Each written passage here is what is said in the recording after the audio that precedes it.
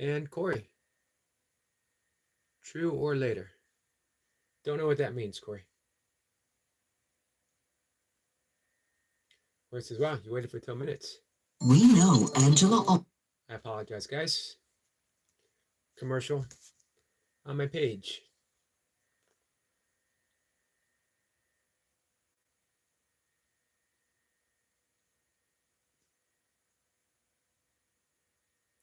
Corey says, you okay? Stuart says, Corey, sorry, brother.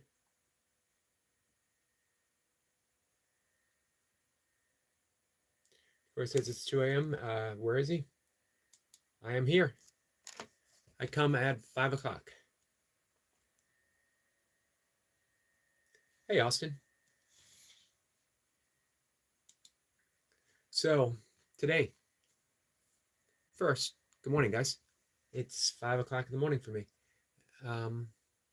It is also, what, Thursday? October 24th. October is soon coming to an end. Be Halloween soon. Before you know it, it'll be Thanksgiving. Austin says hi to everyone. Corey says hello. So, been working through Course of Miracles. I've been doing the workbook lessons, 365 lessons, one for each day of the year. They're to be done in a specific order, at least the first time through. No more than one lesson a day.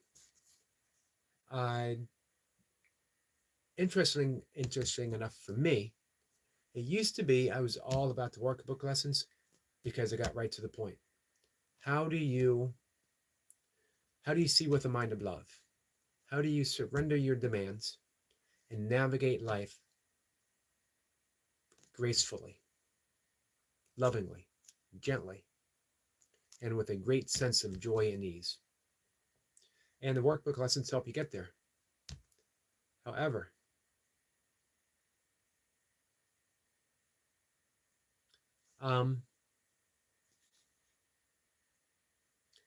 lately, I've been resonating a little less with the workbook and more with the text, which is a surprise to me because I used to struggle with the text. The language is very archaic in a sense, as well as antiquated, I guess would be the word that I'm looking for. But it is speaking to me a lot lately. At the same time, I decided to dive right back in to the lessons because I thought it might be helpful for people. We have some new friends who are starting A Course in Miracles. So here it is. Let's dive in. I'm going to read lesson 4. Again, hey, Bushka. Bushka says, good morning, Yogi. Eric, good morning. Stuart says, good morning, Yogi brother. I was your first comment in the chat this morning. Much appreciated. Thank you, guys. Corey says he almost got it.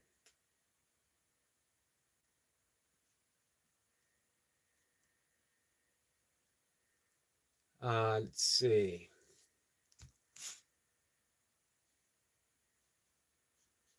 So, as with everything in the course, so it seems. Let me read the apparently inappropriate message. Yeah, I would say it's not a great message. I don't know if it's an inappropriate message, but it's not great. As with everything in the course, if you get one thing, you get the entirety. You get the whole thing. Amazing. Lesson 4. These thoughts do not mean anything. They are like the things I see in this room, on this street, from this window. Your thoughts, the thoughts that you're having right now, mean absolutely nothing until you decide to assign them meaning. So let me read through. Unlike the preceding ones, these exercises do not begin with the idea for the day. In these practice periods, begin with noting the thoughts that are crossing your mind for about a minute. Then apply the idea to them. If you are already aware of unhappy thoughts, use them as subjects for the idea. Do not, however, select only the thoughts you think are bad. You will find if you train yourself to look at your thoughts, that they represent such a mixture that, in a sense, none of them can be called good or bad. That is why they do not mean anything. That's what Shakespeare said. Nothing is good nor bad, thus thinking makes it so. The thoughts you're having right now, in and of themselves, don't mean anything. Zero. Imagine that. Can you imagine how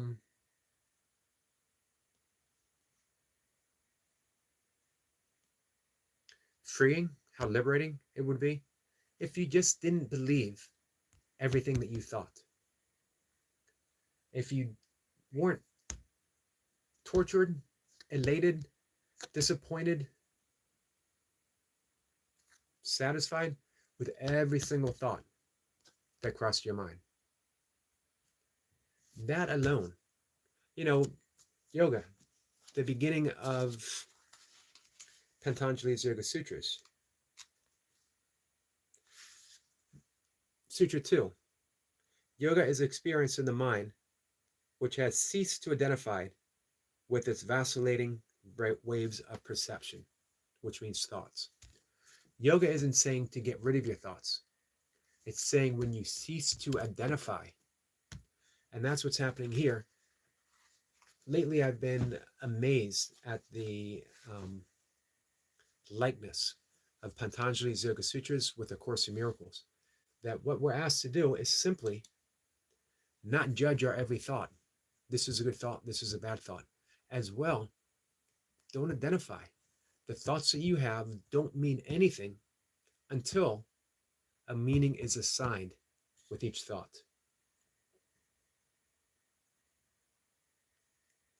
Of course, is that okay that I put him in timeout? I usually urge people, use discernment, your best judgment. A lot of times you might time someone out, and one, they might be a friend of the channel. Two, they might seriously have something they need to talk about. So, use discernment. Let's see. Of course, is that the Bible? It is not the Bible. It is, the first one is A Course in Miracles. And the second, I was reading the Yoga Sutras of Patanjali. This is a straightforward interpretation of the Yoga Sutras. But there's a close connection. John Hip says, hi. Hey, John, how are you?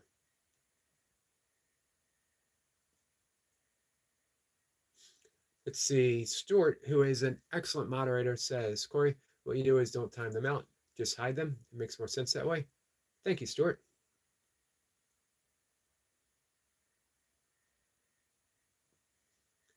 Of course, says, hi to John. Hello, John, brother. So, good morning, beautiful people in the background. A nice welcome from our friend Stuart. Let's just stick for a second. Lesson 4. These thoughts in my head, that narration, the incessant voice, do not mean anything. That alone is so hugely liberating. Going through life, day after day after day, minute by minute after minute, second even, every second, that we keep thinking, that we just keep thinking. The narration in your head isn't who you are. You are the awareness of the narration. And awareness is always impartial, open, accepting. Awareness is always the love that is described by St. Paul in Letters to the Corinthians. So, since we're in a Googling mood, and since St. Paul always comes up pretty quickly, I read this almost every day.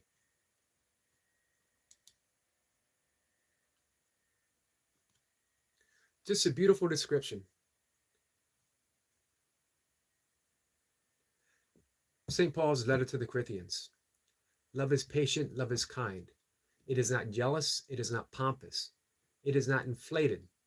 It is not rude. It does not seek its own interest. It is not quick tempered. It does not brood over injury. It does not rejoice over wrongdoing, but rejoices with the truth. It bears all things, believes all things, hopes all things, endures all things. Love never fails.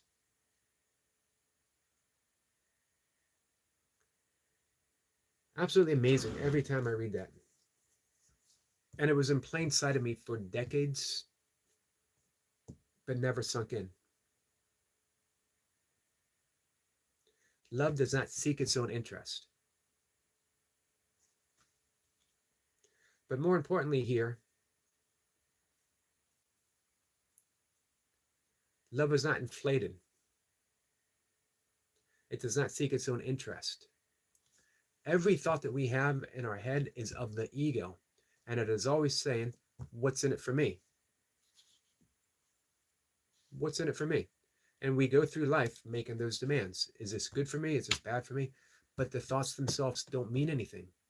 It's the awareness, that pure, undivided, unconditional love that means everything. So all we have to do, as it says in Yoga Sutras, cease to identify with every single thought that we have. Just don't take it so seriously. Ken Keyes, who was an author in the 1970s, wrote a book called The Handbook of Higher Consciousness. And he distilled Buddhism very easily. Instead of making demands, going through life saying, I demand my traffic be easier, I demand lines be shorter, I demand more people agree with me, I demand more silence, I demand more noise, I demand this, I demand that. Elevate it to a preference. I would prefer. So it says, Yogi Brother, John's channel was made today. John Hip. Hey, Delingo. Good afternoon, everyone. God bless. God bless you, my friend. Corey says, Yogi is the best person to talk to. Well, thank you. John says, should I stay, y'all? It is entirely up to you, John. John says, well, I lost my sister. Sorry to hear that, John.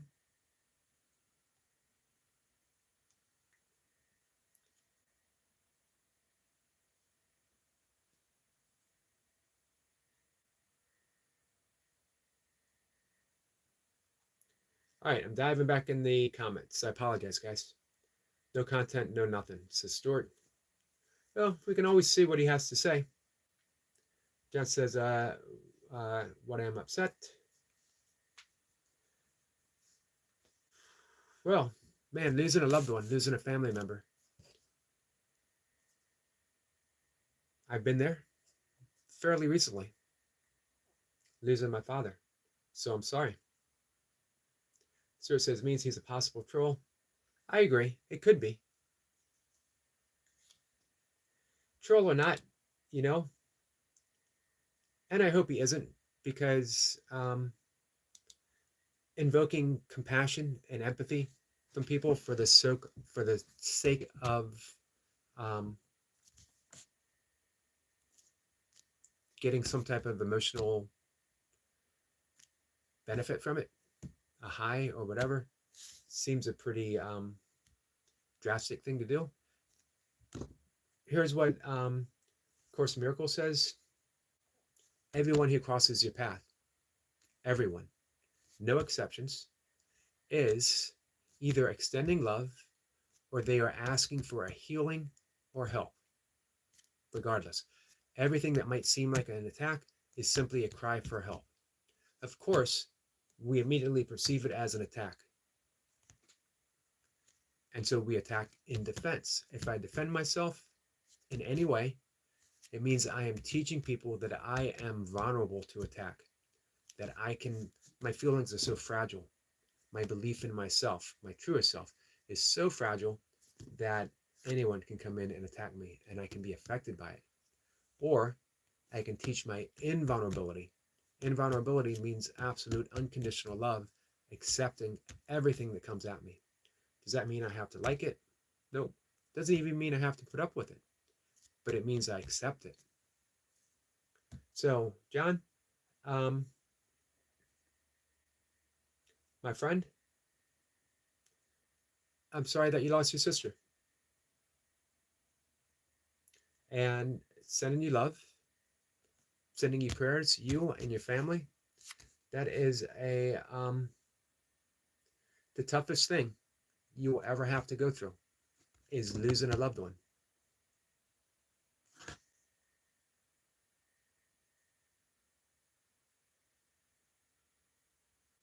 So it says it's strange that you'd pick this channel, John, because there's billions of channels to pick from. John says I am disabled. Either way, troll, not troll, doesn't matter. Uh, you know, everything's an opportunity. We accept it in love. So it says, why don't you put up a short on your channel so we can support you?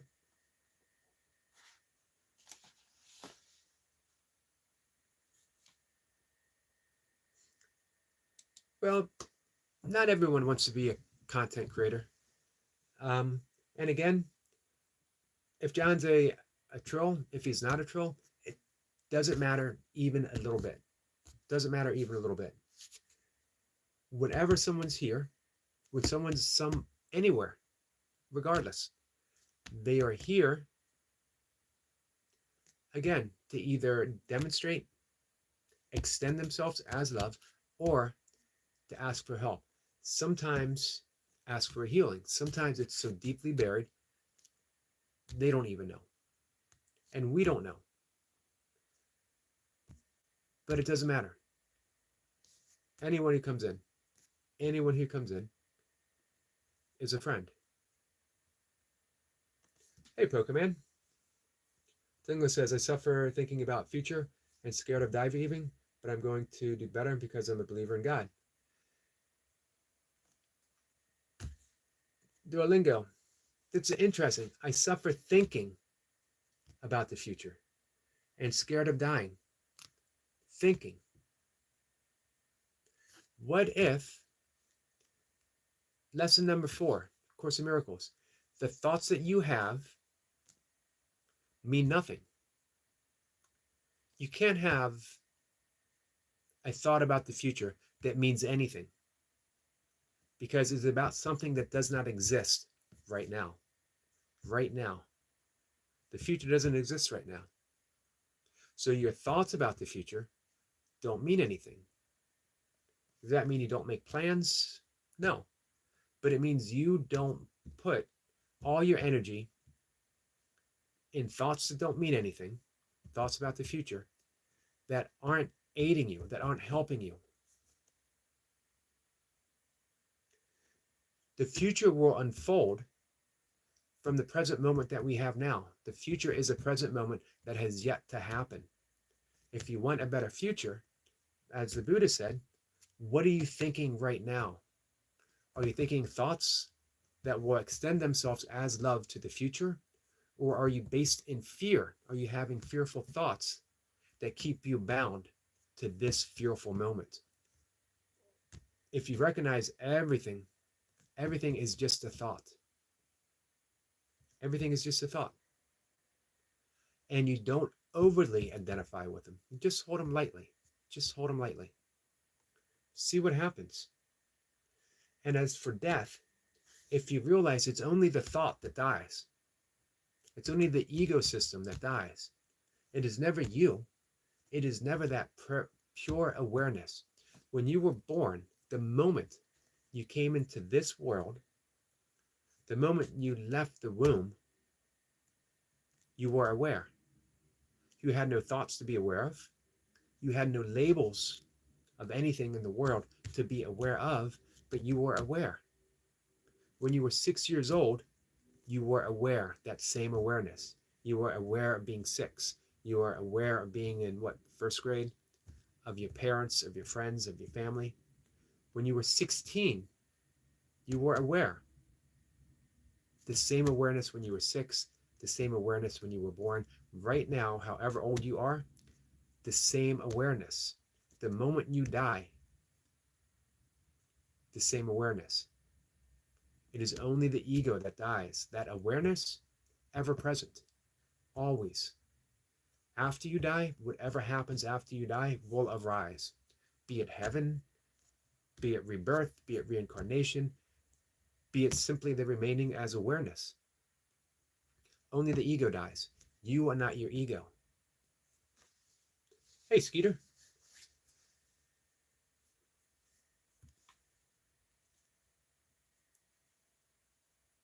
John says, okay, we'll put up a short.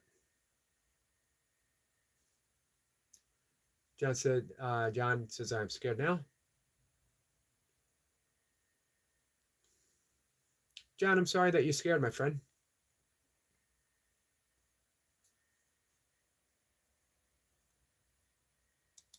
Hey, John, you never have to do anything to please anyone else. I'll be honest with you. I have no interest whatsoever if you are a troll or if you're not a troll. It doesn't concern me in the least. Skeeter says, good morning, everyone. Cheers, Brother Yogi. Hope you're having a great day. I am, Skeeter. How about you? I know it's as early for you as it is for me. Cora says hello to Skeeter. Welcome back. Skeeter says hello, Brother Stuart and Mrs. Wendy. Oh, I'm sorry, Wendy. Did I miss you? If I missed you, Wendy, I'm sorry. Good morning. Stuart says good morning to Poker. Poker, how are you?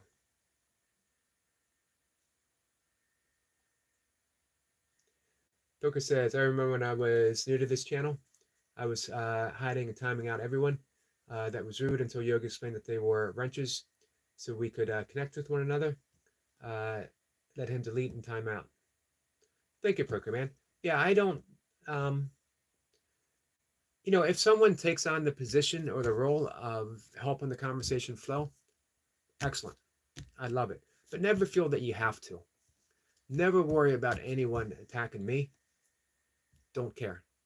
Now, if they attack people here, that's a whole entirely different story.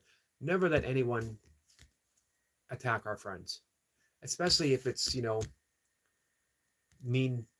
If someone's trying to be funny, first, are they really funny? That's the key. Most people aren't as funny as they think they are. You know how I know this? Because I'm not as funny as I think I am. I am told this all the time. I'm reminded by this every day from Mocha. You are not quite as funny as you think you are. Let's see. Hey, Balk, how are you? Corey says, this is why I love Yogi. Well, thank you, Corey. Incredible Balk says, hello, guys. Hope you're all well. I'm doing pretty well, my friend. Appreciate you being here. How do you high life? You don't know.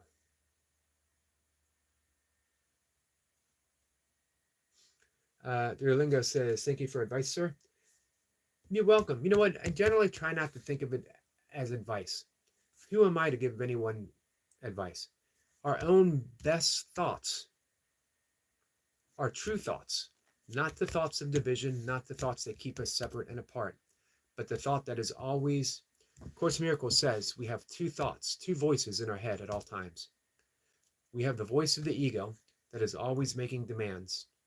I am right, this person's wrong. They should know it. They should know that I'm right. They should know that they're wrong.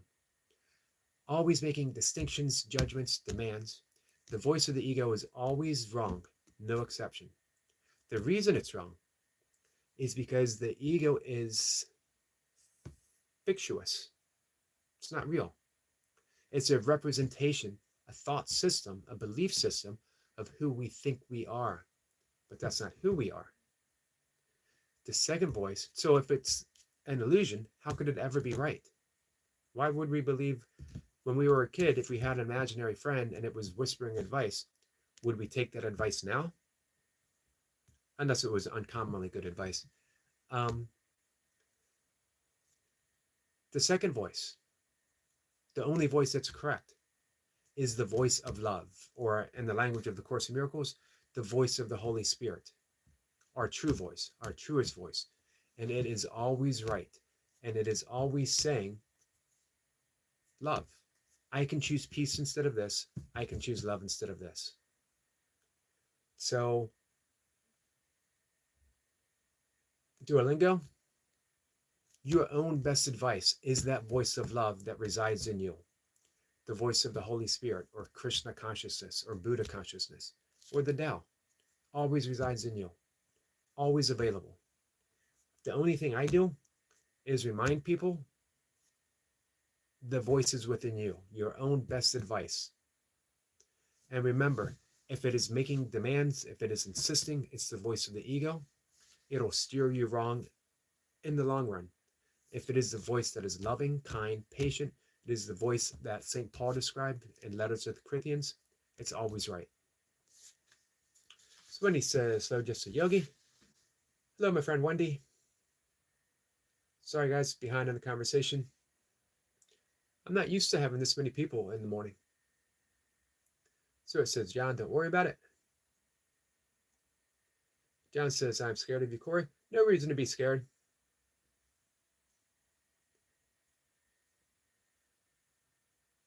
Corey says, it's 2 a.m. for me. It is almost 5:30. I'm going to go out and take my walk in just a little bit. Wendy says, slow to the incredible bulk. Scooter says, last night caught 4. Missed 1 and 1 broken 10-foot king cat fishing pole. Sorry about the fishing pole. Awesome about the 4. That's a good night. Good night worth of fishing, Skeeter. So it says, hello, my darling Wendy babe. Bulk says, Wendy Jane, good morning. Skeeter says, good morning, Miss Wendy. John says, Skeeter.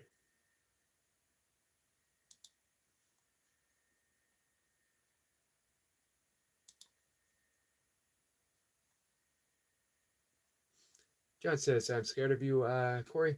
No need to be scared of anyone. No need to ever be scared of anyone on a computer screen. Words on a computer screen. Think how seriously we take every single word on a computer screen. Course Miracle says, words are but symbols of symbols twice removed. Words are just symbols of things. Shakespeare said, nothing be good nor bad, lest thinking makes it so. So you look at a word on a screen, until you decide, that's a good word, that's a bad word, it means absolutely nothing. That takes away every single bit of fear that you have. Fear is an illusion based upon a thought. If you didn't have that thought, how could you have a fear of anything? Of anything. If you didn't have a thought of death, how could you be afraid of death?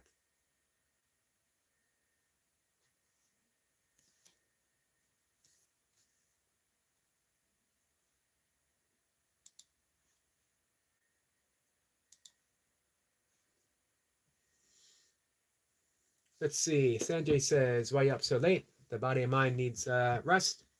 I've got a good 7 hours worth of sleep. I was up at 2:30 in the morning. I've been up for almost 3 hours. I went to bed just a little after 7. Very fortunately that I fall asleep quickly nowadays. It wasn't always the case.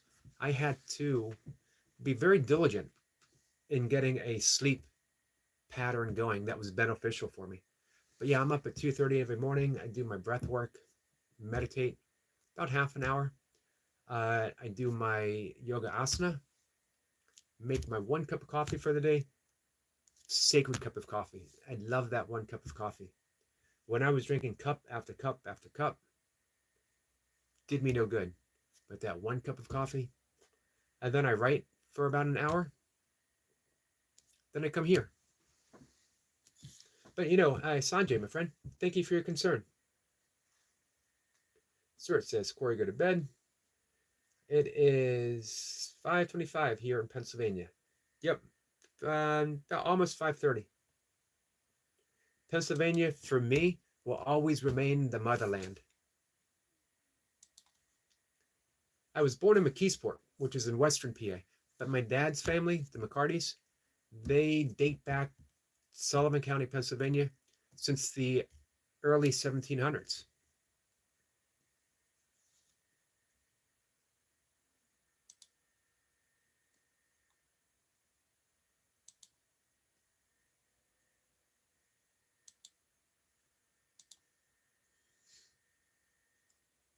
John says, take everything seriously, but you don't have to, John.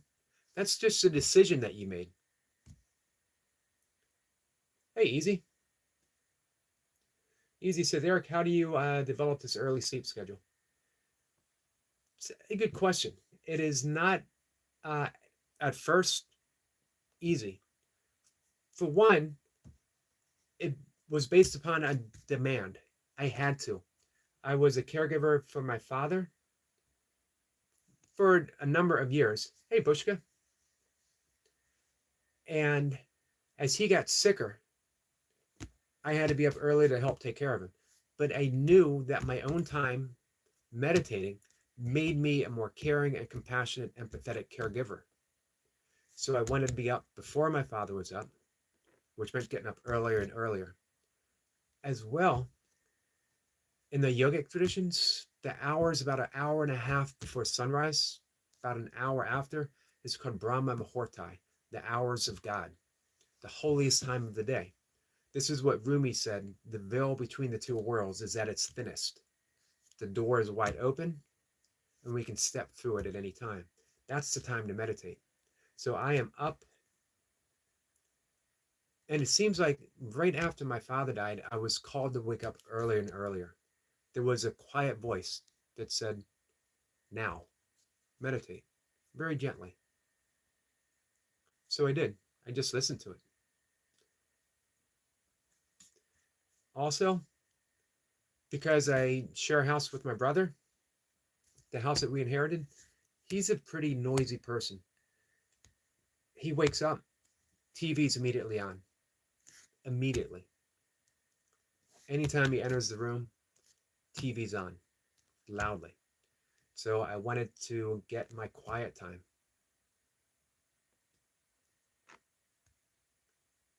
Once we surrender that need to be constantly entertained, that we always need not just a voice in our head, but an outer voice to drown out the voice in our head. Once we let that go, Pascal, the great philosopher Pascal, said, every man's problem stems from his inability to sit alone in a room. So it says, hello to Bushka. It's 5:30 where I am, Fort Lauderdale.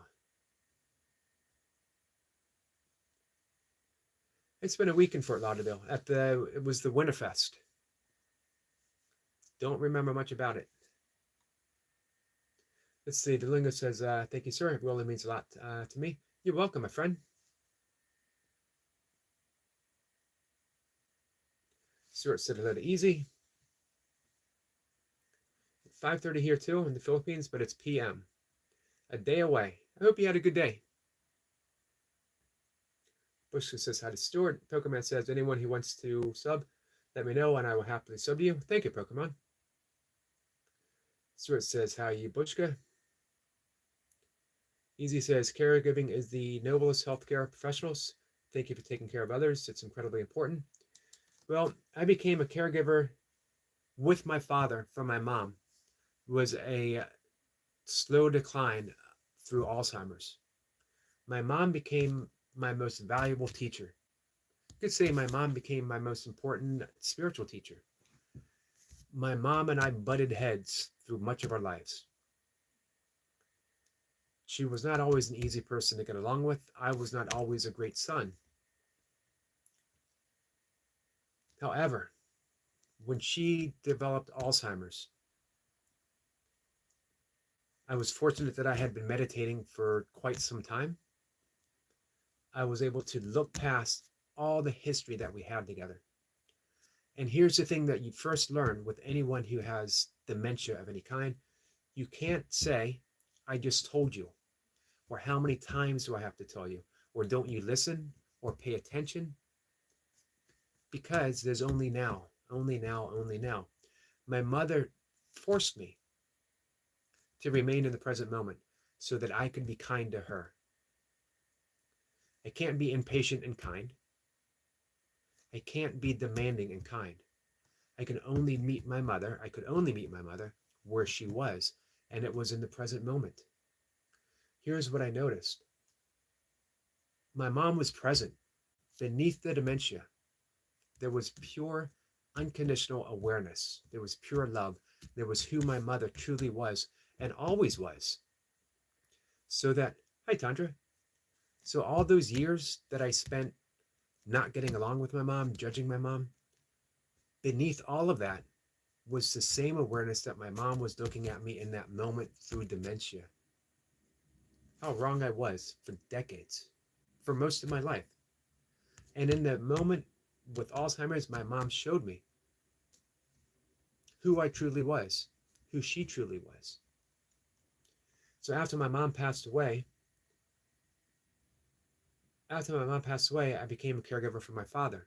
He asked me to stay and just help around the house with him, which I gladly did. In his final years, last year, he was largely incapacitated with congestive heart failure. I had to do most of the stuff for my dad. I became his critical caregiver. The two most rewarding things I've ever done was be a caregiver for my parents. So sorry, guys.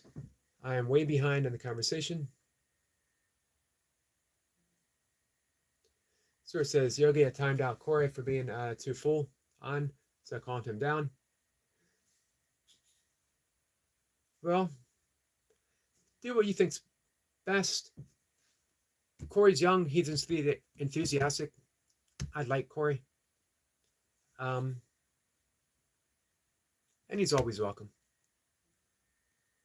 Stuart says, cheers, Poker Brother. Poker Man says, I followed you, Stuart, and like some of your shorts. I like the last one. Let's talk about buttered sausage. Hey, Squirrel Sniper, I didn't see you come in. Greeting beautiful souls from across the pond, but under the same skies. Easy says, currently going through a difficult Alzheimer's experience with my grandmother. It's incredibly difficult. It is. But what an opportunity to see past the dementia to who your grandmother truly is. That unconditional love, that awareness, and it's asking for help. It's saying, easy. Can you recognize me? Can you see past the dementia to who I am? Can you help me? Grandmother's scared because she recognizes she's losing all of this stuff, losing memories. But in that loss, she's also becoming who she's always been, that pure awareness. So greet your grandmother, meet your grandmother where she is. I'm always reminded by Ram Dass's answer when he was asked, why are we here? What's the purpose of life? And everyone expected this great yogic answer, explaining something from the Bhagavad Gita or the Upanishads, that we are creation itself evolving into whatever. And he thought about it and said, we are here just to walk each other home. We are walking each other home. Easy. Walk your grandmother home. That's why you're in her life right now. That's why she's in your life right now. She's going to walk you home. She's going to remind you who you are. The unconditional, compassionate, empathetic, loving, easy is meeting the fear that your grandmother has right now for a great, great healing for both of you. Tandra, I hope you're having a good day, my friend. Sorry if I've missed some comments. Tanya says, hello, Yogi. Quick thumbs up. I appreciate that. I'm going to go out and take my walk in just a minute. Fishka says, good Stuart. Great sleep. Very important. Stuart's going to have a nap this afternoon. Have you guys ever heard of Yoga Nidra? Yoga Nidra is that sleep threshold. It's between the falling asleep and that wakefulness. We experience it every night. That sliver of moment right before we fall asleep, but we're still aware. Not yet asleep, not fully awake. It's also called psychic sleep. That's the state where we can plant a seed, an intention, and then it works within our subconscious mind to manifest in our life. Neurologists nowadays, as well as ancient yogis, have said that 1 hour of yogic sleep, yoga nidra, is the equivalent of 4 hours of regular sleep. It's that much deeper and restful. There's all kinds of great YouTube, and it's best to be guided through it. There's YouTube channels that guide you in a yogic sleep. You can do it for 5 minutes, 10 minutes, 20 minutes. It's actually the fifth limb of yoga, pratyahara, which means withdrawal of the senses. It means that you're taking 20 minutes, 15 minutes to take your attention off the outer world that is always busy, noisy, full of thoughts. And you're surrendering your voice to have someone guide you deep within 20 minutes. If you did a 20-minute, half an hour yogic nidra, emotionally, psychologically, physically, spiritually, you would be at such a deep, deep rest. It would just boost your day. Highly recommend it. I have on my playlist recommended yoga nidra scripts. Not my own, but ones that I practiced and I enjoy. And you lie on your back. You don't have to do anything. The person doing the session will ask you to relax, will ask you to place your attention and relax. And they guide you through.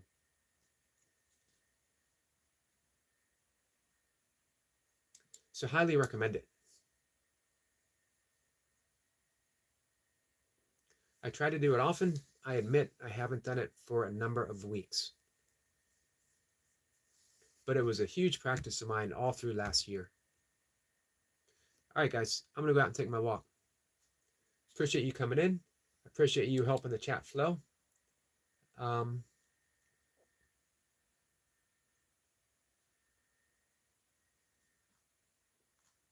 just hanging out with me. I know it's not easy hanging out and listening to me at 5:30 in the morning, at 5 o'clock in the morning, but it's greatly appreciated. Bushka says, thanks, Eric. Thank you, Bushka. I appreciate you being here. I will see everyone later. I'll be live again at 1 o'clock in the afternoon. I look forward to seeing what you guys do today. Whether put out a video, do a live stream, whatever. I'm here to support you guys. Sending lots and lots of love. Stuart, I hope you get a nap. Thanks for hanging out. Good morning to you, my friend Wendy. Thank you for hanging out too. Bushka, Tandra, and Easy, my friend. Easy, if you ever want to talk about caregiving, helping your grandmother, let me know. I'm here for you, as always. Always, my friend. Pokerman, thank you. Sniper, hopefully I'll see you later in the day. Our young friend Corey, Sanjay and Duolingo. John, my prayers are for you, your sister, and your family. That will be it. The Incredible Bulk. I'm sorry, and Skeeter. Sorry I missed you guys. Thanks. I'm going to see everyone later.